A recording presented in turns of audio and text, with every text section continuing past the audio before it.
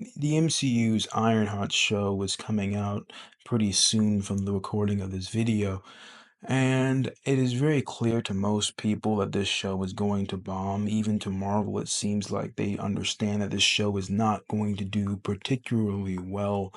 That said, the question, of course, comes to why this show will most likely bomb.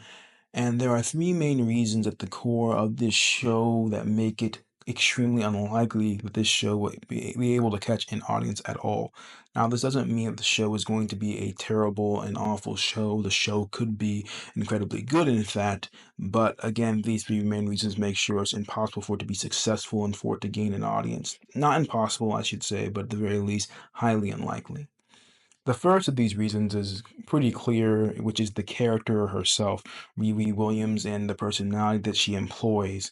Now, her personality and her personality traits is very interesting. They're based off of Tony Stark to a certain extent, but they're played up in entirely the wrong sort of way.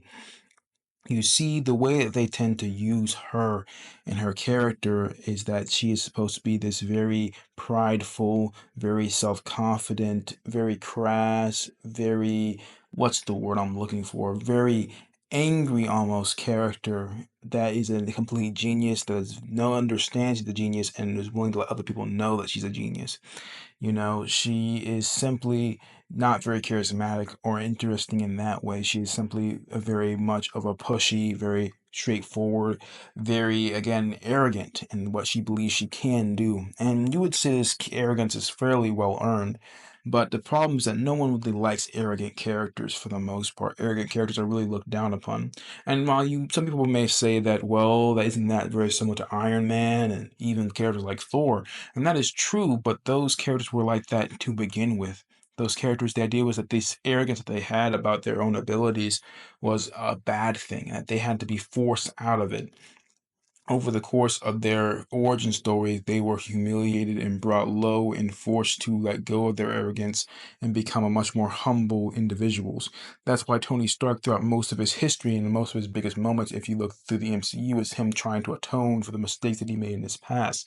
He became much more of a character that is much more concerned with helping other people than helping himself. He's no longer obsessed with himself in any way, shape, or form.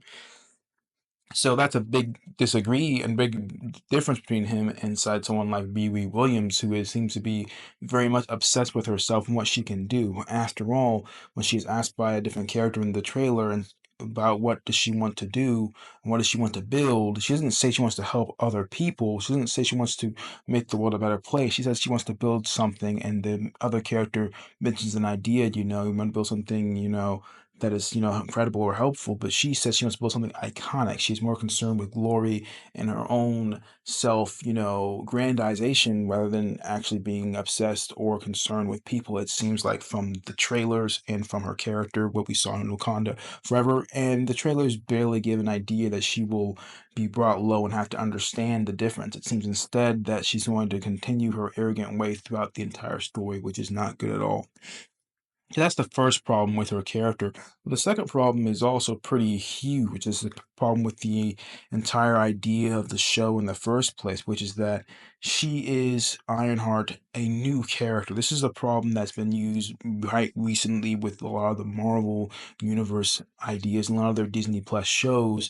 And that is that they have thought for whatever reason that they can simply just put shows about anybody and these shows would be successful. Now, Ironheart is technically from the comics, but she only appeared in the last 10 to 20 years. And when she appeared and tried to have her own book, it wasn't very successful. That book ultimately kind of flopped. And when you compare that to the characters that you tried to use before when they first started out, their universe characters like Thor, who had had a long-running book for decades, he could show that he could actually hold his own when it comes to someone like Iron Man, who did the same. Hulk and Spider-Man are some of the biggest characters out there. Captain America was actually pretty solidly big of a character before they made a movie about them. These were characters with established massive fan bases that only had to be tapped into. So when the movies and the TV shows, whatever it is coming out, there are already an inbuilt fan base that wants to go watch them. That isn't true of a character like Riri Williams. Now, of course, through the quality of the show alone, you can overcome this.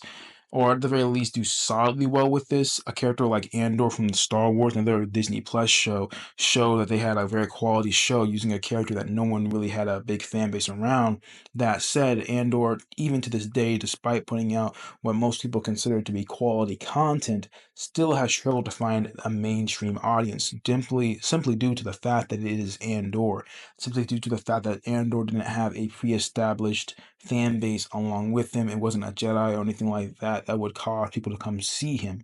So I think Riri Williams and Ironheart is going to suffer from the same exact idea because of the fact that she's a newer character without a big type of fan base around her. I think she's going in her movie, her TV show is going to suffer from the unfortunate idea that no one really cares about who she is yet. If they wanted to do better with her, they should have put her in a lot of other things first to try to build up that fan base around her, not just do Wakanda Forever and then make a show. You should have put her in multiple shows, multiple movies beforehand, and then she could have probably garnered a fan base that would have been bigger for her. And you would have someone like what you saw with Black Widow, where she was in multiple movies and to the point where people actually wanted to give her a movie.